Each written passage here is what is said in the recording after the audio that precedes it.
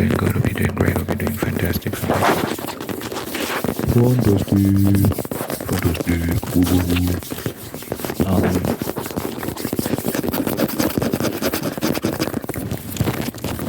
I was pleasantly surprised by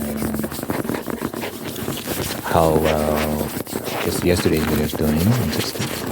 It's maintaining the average of the channel in terms of views. And I've been getting really tired of the kind of tactics I'm using in terms of like always considering the thumbnail, always considering the title and whatnot. I just want to take it easy and not think about these things and just kind of free flow and just put out content, like, and have fun. I find that, like, as a way I've just been waking up and just thinking so much about how am I gonna execute, and it's tiring. So now, I'm kind of like just throwing my hands up and being like, look, not every video is gonna do well. It's just something I have to accept. Sometimes the video will do really well.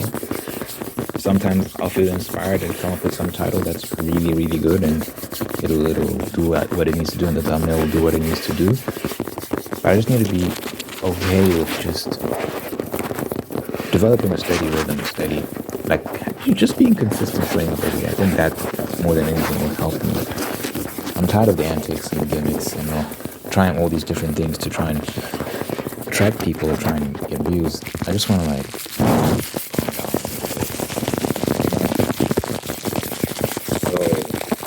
I've kind of been going back and forth on this, because I'll say that, but then when I start taking my foot off the gas in terms of applying these methods, I'll see a drop in views, and then I'll think, oh no, let me go back. But I think I just need to just let go, just be okay. Like, it hurts when I do see the views go down, but ultimately, I think it'll work better for me if I just, take it easy. Because you don't want to, blow up over gimmicks, You don't want to be known as the guy that does that specific thing. You just want to be yourself and do what you want to do, and people mess with you for that specific reason. And I hope people watch my videos primarily for what I specifically have to offer, as me, and not because of my thumbnails and not because of my titles. And that's really the only thing I do that's purely for the sake of views. Like, the actual content is not that. The actual content is just me being me. So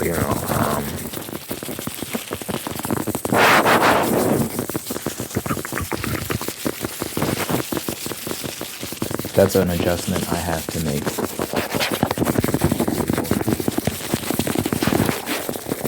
Like I said, you don't want to go out to the thumbnail guy, the title guy, whatever the case may be. You want to be you. If I feel like posting some crazy title, then I will in that moment. If I feel like posting some crazy thumbnail, I will in that moment. It's not as a rule, not as a strict routine that I can never step out of. Okay. Just wanted to share that.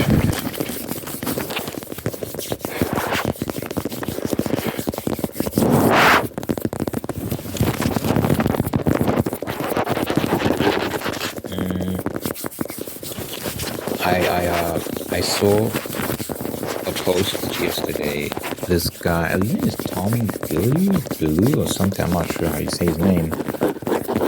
This business guy, but he made a really great point that inspired me and helped me. He was talking about the importance of momentum over perfection. So momentum is more important than perfection. And he's a business guy, so he was more so talking about that in business, like in the entrepreneurship startup world. Like, if you got a product you want to launch, just launch the product and move on to the next one. Maybe you've got some app that you want to make, just make it and move on to the next one. And just get good at finishing things and putting them out, finishing things and putting them out, right? And what's going to happen is over time you're going to learn from that, and your products are going to get better and better and better, and you're going to become an expert. And there are a lot of people who take another approach, which is like, oh, the first thing I put out needs to be great. Everything I put out needs to be just so amazing, and they take forever to put stuff out. Sometimes they never put stuff out. They just sit on a bunch of ideas that they never really executed. So, you're saying it's better to build momentum through finishing things and just getting better over time, as opposed to like just sitting on ideas and wanting to make them perfect, like they wanting to make the execution perfect, but in doing that you never actually finish anything. And I was thinking about how that applies to my music, because I've been making music since 2017. I started making music since 2019. 2019 I started putting it out. 2017 was when I actually started making it. It's been a process. I'm someone who's just very high output, high volume output, and it's just the way I am, really. Even with this channel I upload every day, it's just the way I am. Sometimes it's not even on purpose. Sometimes it's just like, that's just how I am as a person. I can't just sit on ideas. I can't just hold stuff in. I have to let it all out. And with my music, I was just like really gung-ho with it, constantly making stuff, putting stuff out, making stuff, putting stuff out. And what I realized from that process is you learn a lot. Like, you start to really hone in on what you're good at and your skills and all these sort of things. And you get really, really good at a lot of things. So, 2019, I put out an album and a bunch of singles. So in total, I'm not sure how many songs I put out that year, but it was a lot. It was a lot. Maybe more than, surely more than 50 songs that year. But I think it was considerably more than that. I'm not sure though.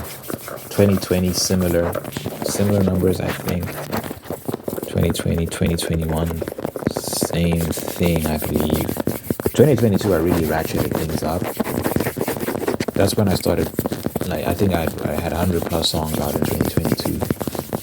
2022 was a crazy year. That's when I started the Song a Day Challenge. In 2020. So I dropped a song a day for basically the whole year, and I ended up with 300 plus songs. I can't remember what the exact number I ended up on. I think it was 300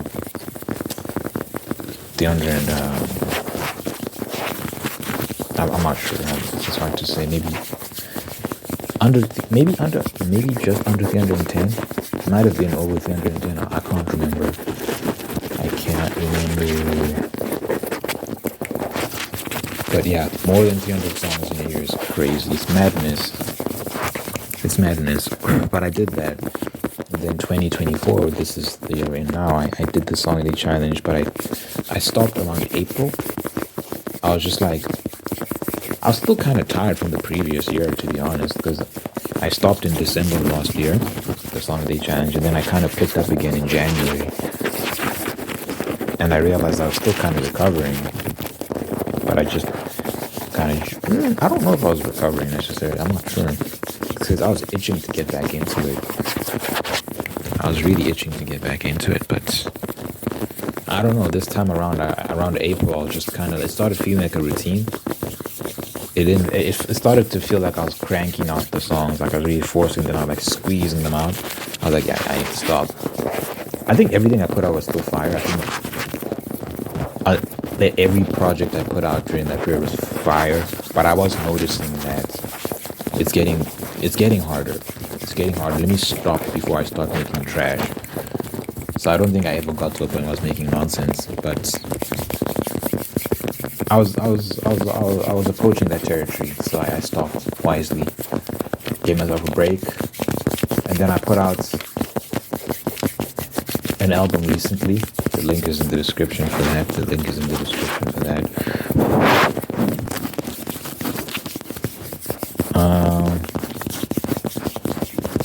Yeah, now I'm working on another album. And hopefully, yeah, that will definitely be out before the end of the year. It might not be an album, it might be an EP. I've got 4 songs. I have to mix the 4th one, but so far I've got 4. So at the very least, 4 songs are done. So it'll be EP at the very least. But I think I'll have more than 4 before the year is over, and hopefully it'll be enough for an album. So for me, at least 10 songs. I'll count it as an album for me. But we'll see how many songs I end up with. We'll see how many songs I end up with. But yeah, I was just saying all that to show how I'm a very high volume guy, like high output. And what happens when you do that, going back to what the businessman said, Tom Lee, momentum is better than perfection. When you constantly putting stuff out, you get really good at specific things, you know. I am someone who handles the entire process myself. I make everything myself. So when it comes to a song, I handle the production, I handle the writing, I record myself. I do everything by myself. No one helps me, right? So there's pros and cons to that. The pros is that you don't have to wait on anyone for anything ever. You're entirely responsible for every aspect of your process. So you don't have to wait. I used to hate, my brother used to make beats for me back in 2017, and one thing I would hate is asking him for beats. Like, can you please make me a beat because I need something to write to, and all these sort of things, and it's annoying, right? You just want to go, because again, I'm someone who's just constantly making stuff and putting it out. You can't be that way when you have to wait a week for someone to make something, and then you finally write, and he takes forever to mix and master, and what, like, it was so annoying, right? So eventually 2018, I was like, I'm gonna learn how to make beats, which is a scary thing, because when you look at the software, it looks so complicated and scary. But you know, you watch YouTube tutorials, you mess around, you kind of dive in and like just mess around with all the knobs and press all the buttons and just see what things do, and it becomes less intimidating over time. And with a lot of YouTube tutorials, I eventually figured things out and began the process of putting things out myself. And I started getting really good at production, like really good. Like, whatever criticisms anyone might have of my music, one thing you cannot criticize is the production. I mean, anyone can. There's always something someone can criticize, you know. But I think I have really good production. I'm very proud of it, right? I got really good at that. And I'm also proud of the fact that I'm good at production. You know, there's beat making and production. Some people view those two separate things. A lot of the time people use production as just a blanket term. Beat making is something like it often doesn't involve a lot of sound design and whatnot. So a lot of beat makers these days, they'll just throw together loops. If you don't know what a loop is, it's basically someone playing an instrument and then recording it, like recording a full melody and then uploading it online, and people can take that. You can buy it and use it yourself, or you can get a subscription service where they give you loops and you can use those loops for yourself and all that sort of stuff. So there are a lot of people who just take a whole bunch of loops, arrange them, and then put it out and say, look, I made a beat. It's like, well, barely. We took prepackaged ingredients and put them together. Let me use food as an analogy, because I was thinking about this and I think it's such a great analogy. It's like getting a meal kit, right? It's like getting a meal kit. A lot of the ingredients are already prepared for you. Sometimes they're even cooked already. All you have to do is plate everything, and then someone can say, look, I made a meal. It's like, wow, well, you know, you don't really make a meal. You just arranged one. You don't make anything from scratch. It's kind of like that. You know, sometimes you might have to throw something on the pan,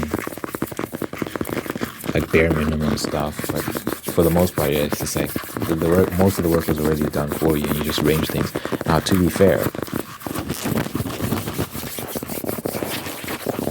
now in that case, like, what have you really done?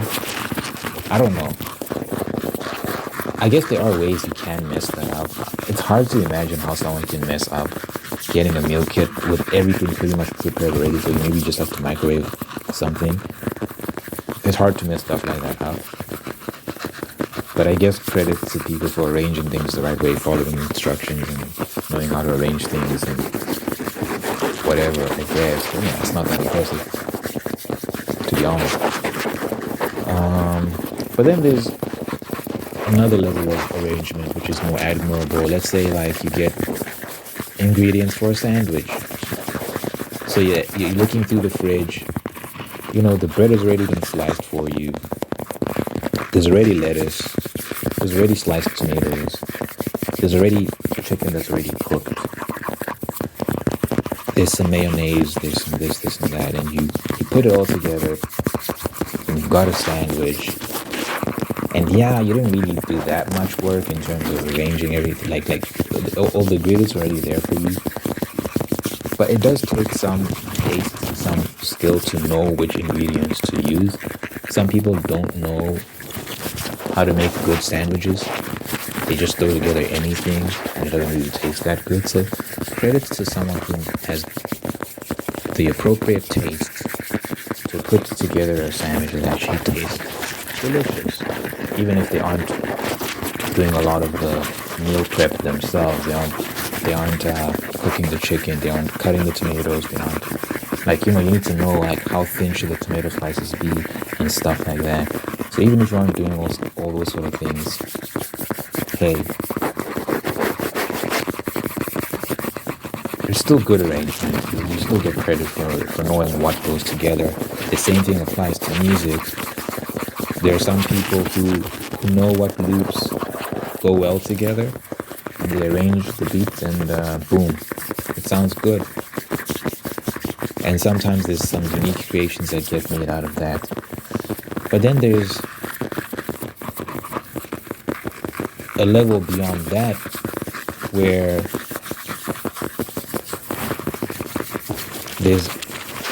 it's partly arrangement, but also you're also making a lot of things from scratch. For example, you're making spaghetti and meatballs. You buy the spaghetti from the store, like the dry spaghetti, you boil it. Let's say you make the meatballs yourself, which is pretty impressive, but you buy the marinara sauce or the tomato sauce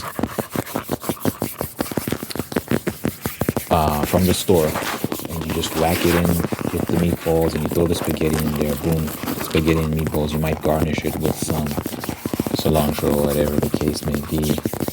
Whatever you want to garnish it with, you grate some cheese on there, and then boom, I made some spaghetti and meatballs. There was some actual cooking involved. Yes, a lot of it was already prepackaged, but you did some good work. And an example of that would be someone that maybe takes some prepackaged melodies, you got the melody loops, but you added your own drums. You added a synth, you actually programmed a synth yourself, you programmed your own melody, but you did use like a loop here and there. Maybe you used a loop for the melody and the synth for like the piano melody, for example. You used the piano melody and the synth melody loop, but the drums were all you. The drums were you, but the more melodic elements were loops. But you also mixed and mastered everything yourself. You didn't use some online service to mix and master. You didn't hire some engineer to mix and master. You mixed and mastered yourself. You programmed the drums yourself, but you used loops for the melodies. That would be, I feel like, an example of like that spaghetti and meatballs thing, right? So it's kind of like a combination of using loops and making stuff yourself.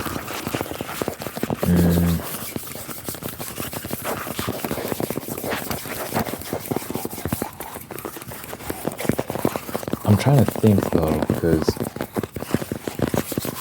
I don't know if that's the best example. I think a better example would be the sandwich one, where let's say you cooked whatever. You get the basic point. You get the basic point of what I'm trying to say. You'll see why I'm kind of hung up on it with this next example, because there's another level beyond the spaghetti and meatball one, where it's like the person that basically makes everything from scratch. This person is the type of person that gets flour. So wait, what are the ingredients for pasta? I'm forgetting.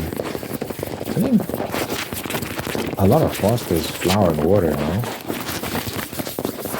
And maybe like one other ingredient. I can't remember exactly what goes into pasta, but they make the pasta from scratch. They have a pasta maker that grinds the pasta, that it cuts it into those thin strips or whatever shape. So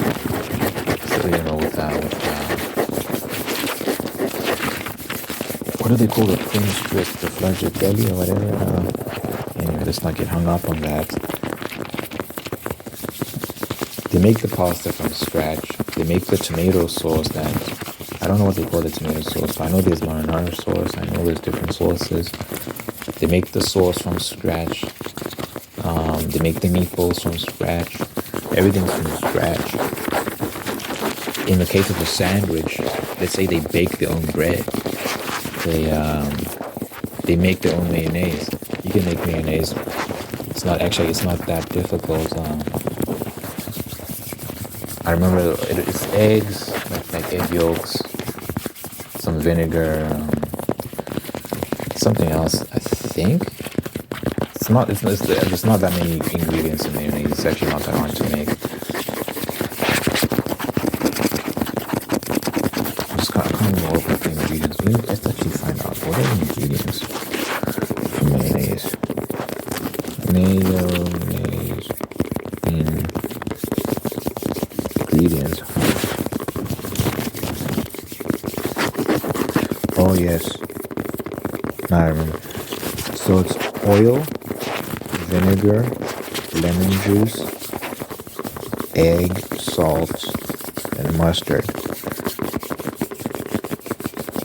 Some people might add more things, but these are like the basic ingredients. I've made mayonnaise before, but that was like in cooking school. I don't think I've ever made mayonnaise here at home. And it's a bit, the ingredients are simple, but it's a tricky process. You have to know what you're doing. But anyway, with the sandwich, they bake the bread themselves, they make the mayonnaise themselves, they cook the chicken themselves. Everything is just them, right? They're just doing everything themselves. They might get lettuce from the store. They might get the chicken from the store. And an example of that would be drums, right? You get a kick. So you get a specific kick drum, which is like literally one kick, like doom. It's one sound. But it's up to you to arrange the patterns for that sound. So you've got the sound of doom, right? But like you have to arrange the patterns for it. So doom, doom, doom, doom, doom, doom, doom, doom, doom, all that sort of stuff, right? That's entirely up to you how you arrange that pattern. But you got the kick, that one hit sound, that knock. You got it from an online store. There's a website I get my sounds on called Splice. Splice has what they call one hits, which is like a single hit of an instrument. So like a hit of a snare, a hit of a kick, a hit of a hi-hat. You can literally just get those sound clips, those sound bites, and then it's up to you how you arrange them to create patterns, to create sequences, right? They also have loops on there. So that you can get a prepackaged drum loop. You can get a kick loop, like boom, boom, boom, boom, boom, boom, boom. But you can also get loops of all the drums just thrown together, so the drum and the kick and mean, what am I saying? The kick and the snare and the hi-hat. So, doom, doom, tsh, doom, doom, doom, tsh, doom, doom, doom, tsh. And in the background is like,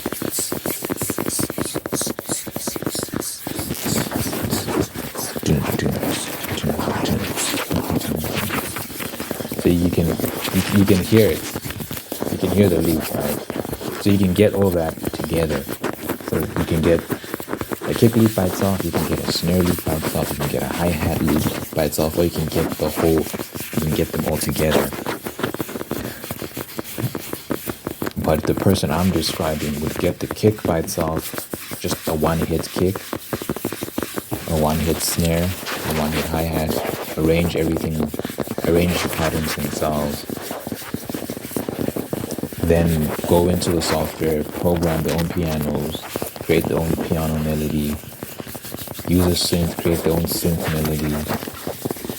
When it comes to sound design, sound design is basically what it is, designing your own sound, because you've got all these synths, you've got these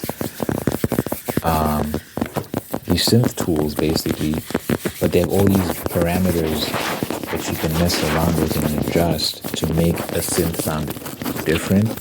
So in that way, you're actually designing your own sounds. So that synth doesn't exist anymore because you do the default settings. You don't use the default settings. You twisted them on.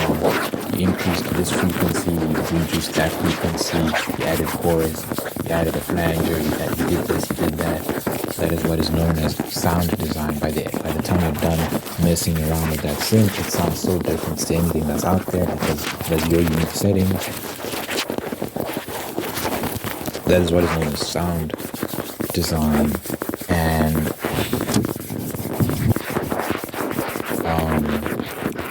yeah, that's an example of a cook, a chef who pretty much handles the vast majority of the process themselves. They might get something at a store. They're not raising their own chicken so that they can skin the chicken themselves and cook it and all that sort of stuff. They're not raising chicken so they can get eggs from the chickens. They'll get eggs from the store. They'll get a skinned chicken, or they'll get chicken breasts at the store. But then when they get home, they cook everything from scratch. That's what I mean when I say from scratch. But some people are the next level beyond that. Like, some people have their own chickens and they skin the chickens, they cut the feathers and whatnot, and they cook it themselves, and they have they get eggs from the farm as well, and all these sort of things, and they grow their own vegetables and they use their vegetables in their meals, and also so that's like the ultimate level. I'm the level before that, like the guy who gets things from the store, but I'll make my own bread, I'll do this, I'll do that. But the ultimate level is the person that has their own farm, that grows their own vegetables, that grows their own chickens, I guess, farms their own chickens and all these sort of things, and breaks their own bread and does this and does that. So an example of that would be someone who creates their own software, that creates their own plugins, and creates their own drums. They'll buy drums from a store, and like real life drums, and maybe record themselves playing those drums, or record themselves playing a one-hit kick, or whatever the case may be. Or they use special software to design their own kick sounds, all those sort of things. So the person who designed the kick sounds that I get from Splice, which is the website I use, that's an example of that person. They made that kick, right? That I then take and use in my own music. They made that kick and all that sort of stuff. So that's the ultimate level. So there's levels to it, right? But ultimately, what matters is that, so using the food analogy, what matters is that the food tastes good. There's no point in saying, I made this from scratch, I made this and it tastes terrible. Or it's just mid, like it has to taste good. You have to do all that and it's good. It's so important. So that's also a part of it. But it's still impressive, someone who can cook everything from scratch, right? Um, so I kind of alternate between different methods. So my ceiling is that second to last one where it's like I do everything myself, but I do get some stuff from the store. I'll get my chicken from the store and then prepare it at home. So that's my level. I don't have my own farm. I don't have my own chickens. I don't get my own eggs. I buy my eggs in the store. I buy my chicken from the store. But sometimes I'll get a loop. Sometimes I'll get a loop. An example of a loop is chicken that's already been marinated. You just get it and throw it in the oven. Or maybe it's even already been cooked. You just buy a rotisserie chicken and prepare the rest of the dish.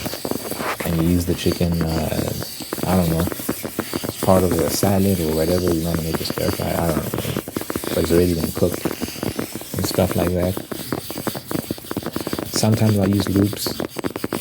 But even when I do use loops, I still adjust them. I still manipulate them. For example, if there's a vocal sample, I want to party right now. Well, that's a terrible vocal sample.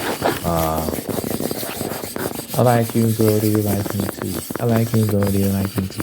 So what you can do is there's a plugin called SliceX on the software I use, which is called Fruity Loops. What SliceX does is it slices up that vocal sample. I like you, girl, do you like me too? I like you, girl, do you like me too? You throw it in SliceX, you can manipulate it and rearrange the different parts of it and put like the third section of the middle section at the beginning, and you can literally just chop it up and rearrange it so it sounds completely different to what it sounds to. So you can end up with something that's like ooh, ah, ooh, ooh, ah, ooh, ah, ooh. That's a terrible example, but you can just rearrange the vocal sequence. You can rearrange the vocal pattern. Right now I'm speaking in a specific pattern. My words, my speech are a pattern. I can take that pattern and rearrange it so it sounds different, right? And I don't have to use every part. I can take out some parts and discard them and just use specific parts. So I like you, girl, you like me too. So I can just say I and like. I'm gonna use I and like. I like you get what I mean? You get the picture. So that's part of what I'll do when I'm getting like loops, like vocal songs, but particularly like vocal loops. So someone's singing, I'll take that and manipulate it, and it just complements. It might complement my drums well, whatever I've got going on, and it'll sound nice in the background. And I can rap over that, I can sing over that, I can do whatever I want over that.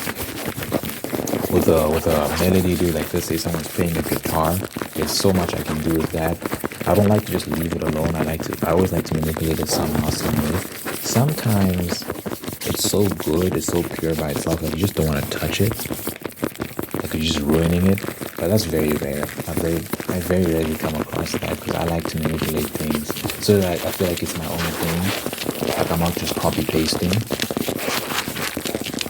So it's like having packet soup. You buy packet soup, you whack the powder in a pot, put it in boiling water, you boil the thing, it gets thick, you got soup.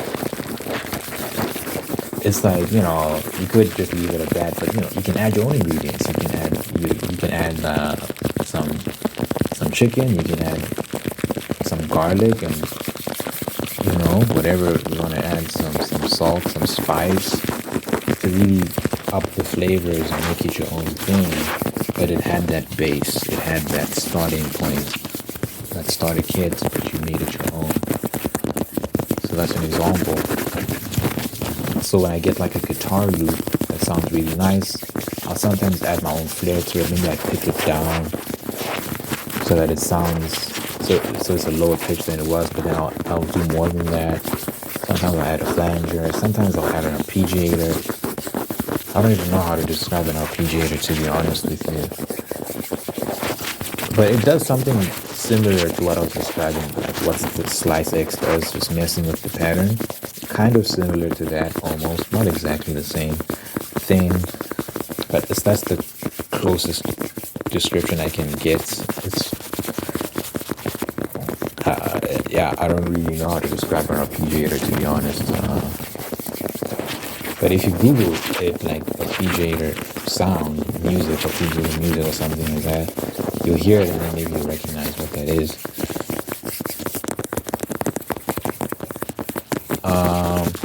But yeah, I'll do that with a guitar. There's so many things I can do with a guitar loop or any loop of any instrument. But what I don't like doing is taking loops and copy pasting them and not changing them at all. Because also, like, when you go into a website like Splice that millions, I don't know if it's millions of people, but a lot of people, a lot of producers around the world use, you can end up with situations where you're using the same sound as someone else. Now there's a lot of music on Splice, there's a lot of samples on Splice. So, there's a chance you might get some rare thing that no one's using, some rare sound no one's using, but a lot of the time someone else is using the same sound that you selected. So that's why I avoid just copy pasting. There was the J. Cole and Bryson Tiller back in the day. This is like 2016, 17, I can't remember when this was. J. Cole had a song out and Bryson Tiller had a song out, and they had the same sample, they had the same music sample, vocal sample, whatever.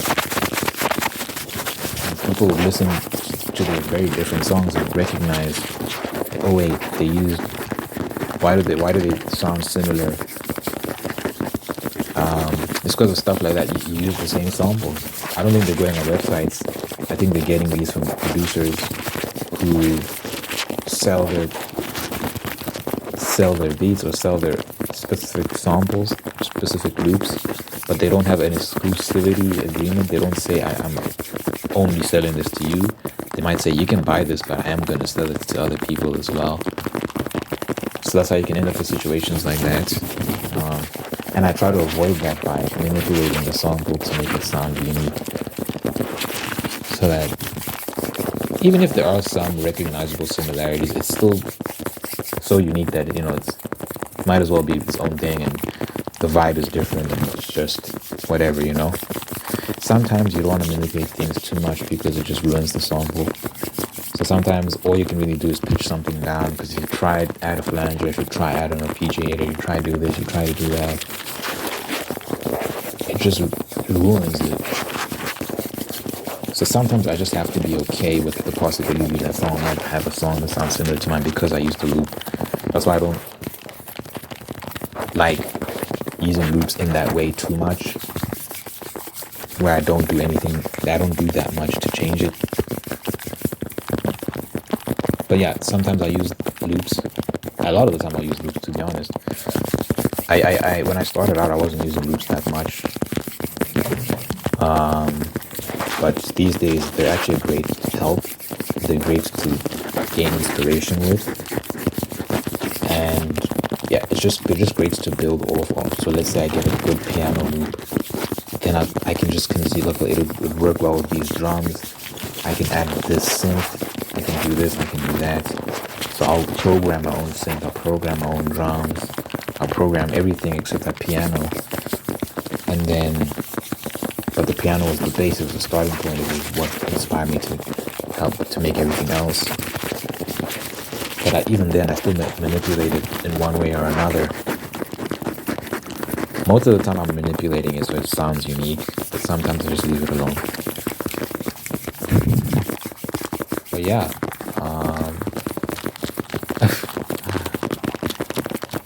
I got good at that because I spent a lot of time practicing. So I don't really hold on to this philosophy of oh my gosh, 39 minutes? That's crazy. I don't really hold on to this philosophy of